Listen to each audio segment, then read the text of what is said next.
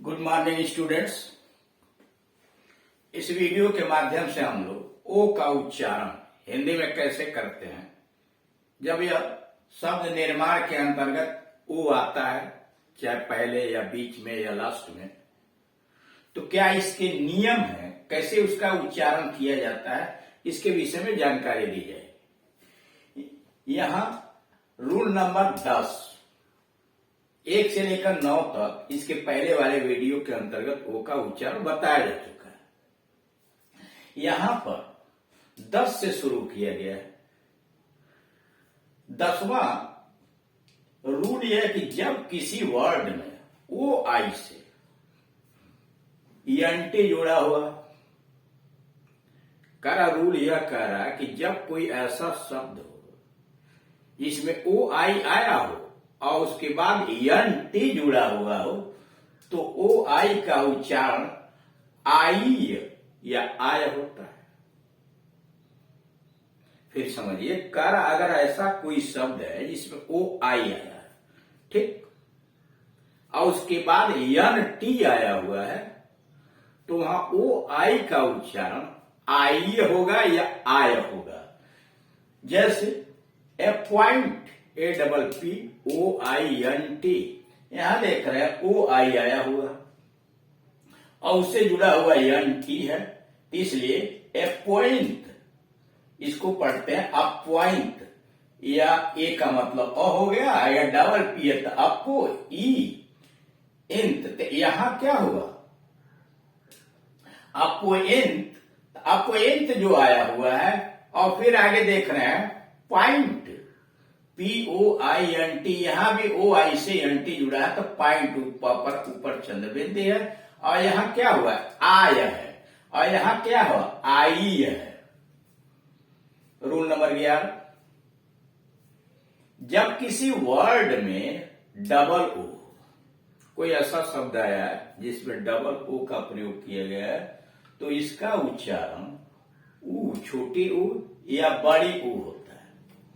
कोई भी शब्द अगर उसमें डबल ओ आया है तो सामान्यतया इसका उच्चारण यानी डबल ओ का उच्चारण या तो छोटी ऊ होगा या बड़ी ऊ होगा। जैसे बून, बी डबल ओ एन, बून, बून वरदान, यहां बड़ी ऊ, डबल ओ का मतलब बड़ी ऊ हुआ।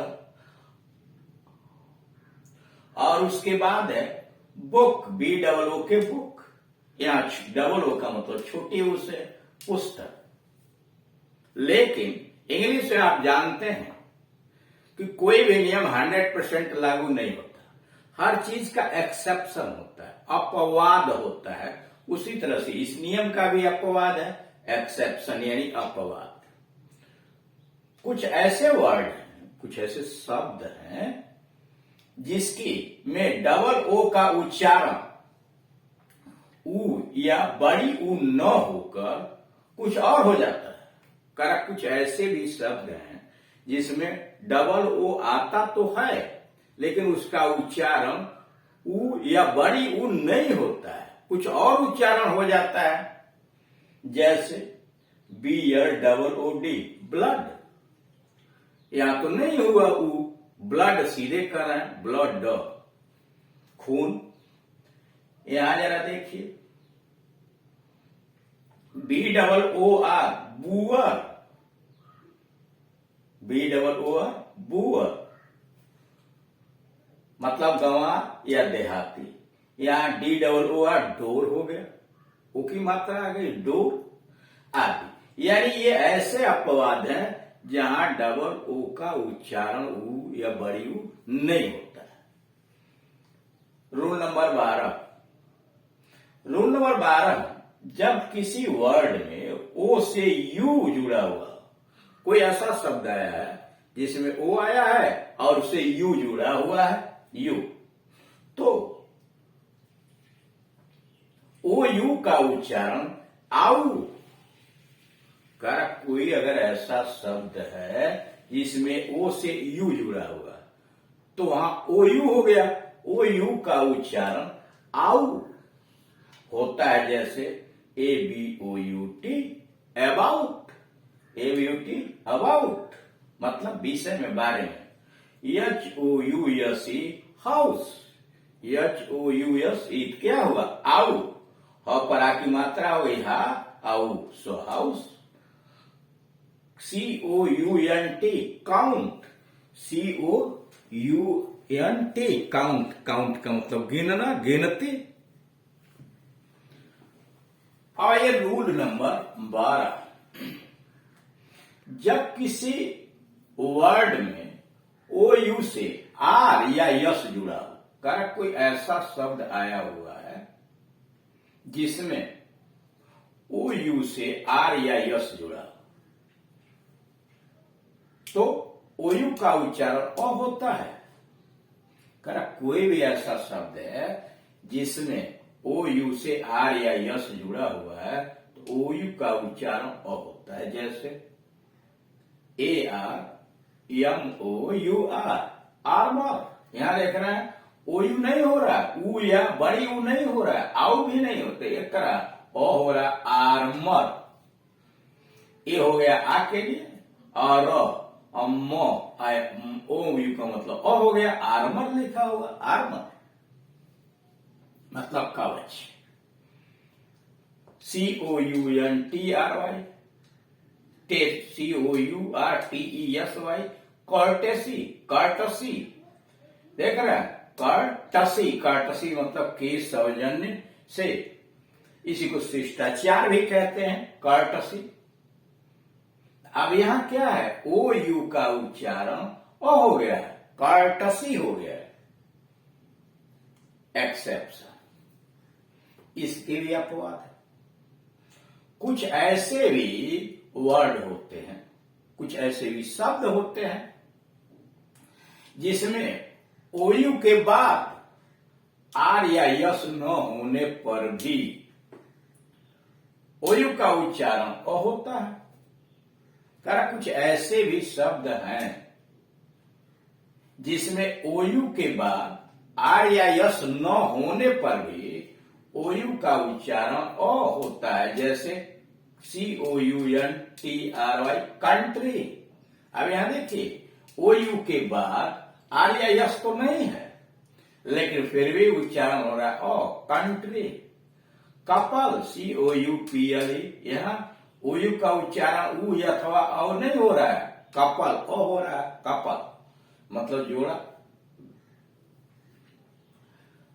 एनफ, ENOUGH, तो यहां OU का उच्चारण अ हो रहा है, एनफ, पर्याप्त। अब मतलब यह हुआ कि आप देख रहे हैं रूल नंबर 12 के अंतर्गत जब आपने देखा कि OU से R और यस जुड़ा हो तब तो उसका उच्चारण, आउ का उच्चारण अ होता है, जैसे आर्मर है, कर्टसी है इत्यादि। लेकिन इसके अपवाद हैं कि OU के बाद R या यस न होने पर भी OU का उच्चारण अ हो जाता है, जैसे कर्टसी है, कंट्री है, कपल है, एनफ है।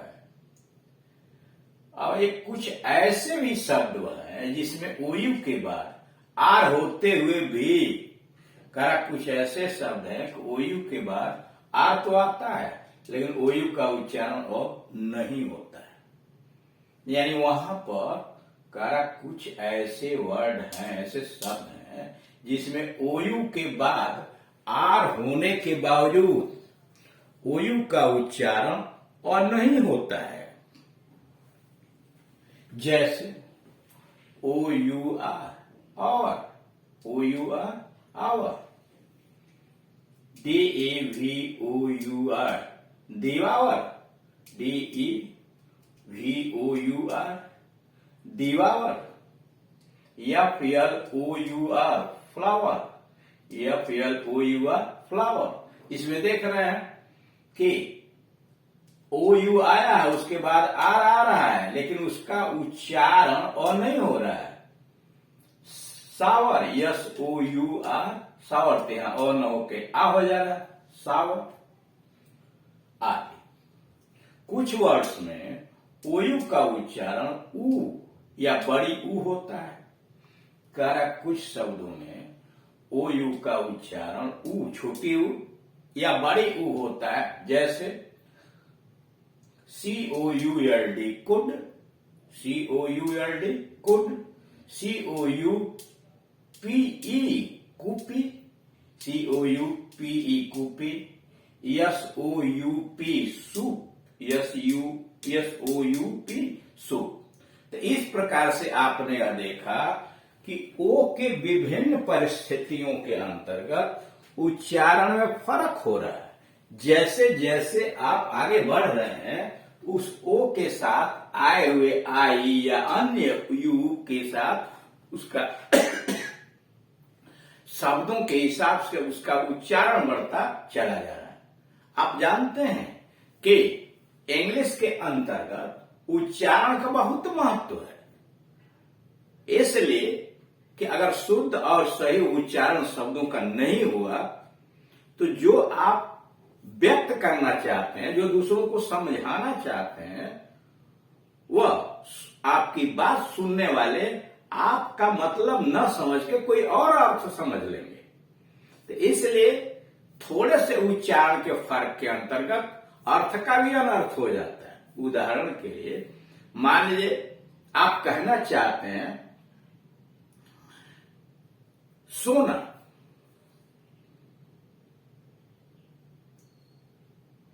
और आपने किया he is sleeping, he is sleeping। आपने झटके से कह दिया स्लीपिंग, तो वो तो हो गया SLIPING, स्लीपिंग, सो रहा है।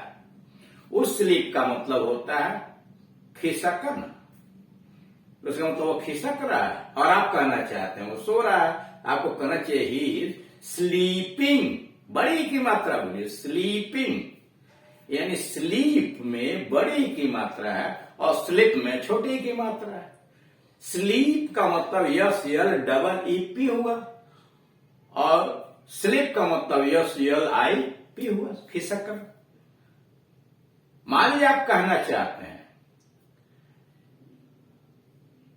शिष्टाचार पूर्वक सिर झुकाओ का अभिवादन करो, तो आपको कहना चाहिए बाओ, BOW बाओ, लेकिन आपने क्या दिया, बो कह दिया। बो का मतलब तो धनुष हो गया। मान लीजिए कहना लर्न, सीख लो, बाओ, लर्न हाउ टू बाओ, कैसे शिष्टाचार प्रकट किया जाता है, आप यह कहना चाहते हैं, और आपने कह दिया लर्न हाउ टू बो। मतलब क्या हो गया, वह तो आपने धनुष कह दिया। मतलब यह हुआ कि इंग्लिश के अंतर्गत उच्चारण या अन्य भाषाओं में भी उच्चारण का बहुत महत्व होता है। हम ये तो नहीं कह सकते, कोई नहीं कह सकता कि व्यक्ति परफेक्ट है, हम परफेक्ट हैं। परफेक्ट कोई नहीं होता है, भाषा विदेशी है। हाँ, प्रयास के माध्यम से, कोशिश के माध्यम से परफेक्ट के नजदीक पहुंचा जा सकता है। जैसे जैसे आप अभ्यास करेंगे वैसे वैसे अंग्रेजी के उच्चारण को समझ लेंगे। और सबसे जरूरी बात यह है कि इंग्लिश के वॉवल्स और कॉन्सोनेंट का उच्चारण पहले समझिए, तब शब्दों के निर्माण और उसको पढ़ने उच्चारण करने में आपको आसानी हो जाएगी। Thank you.